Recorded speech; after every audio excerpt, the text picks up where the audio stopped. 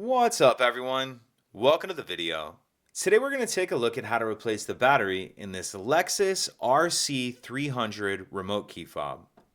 This Lexus RC 300 key fob is going to use replacement battery CR2032, and I'll put a link in the description box of this video to where you can find these replacement batteries if you're in need. The first thing I'm going to do is grab my key fob and remove the emergency key that's in the bottom of it.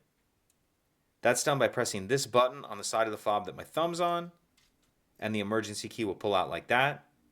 Now if we hold our key fob with the buttons facing down, and we take a look at the bottom of it, we see there's this little notch right here that I'm touching with the end of the key.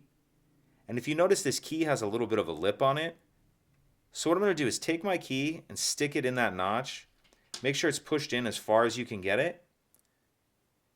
And then once you have your key in there, we'll just twist it like we're opening a lock. And as we do that, you can see it splits the two halves of the key fob case apart.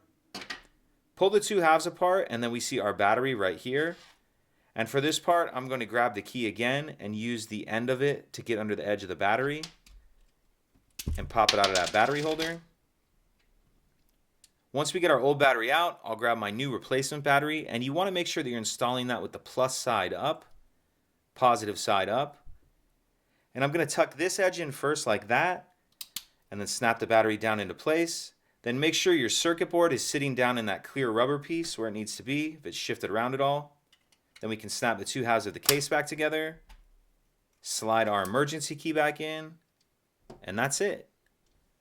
If you could take a second to like and subscribe, it helps us out, and I'd appreciate it. Thank you.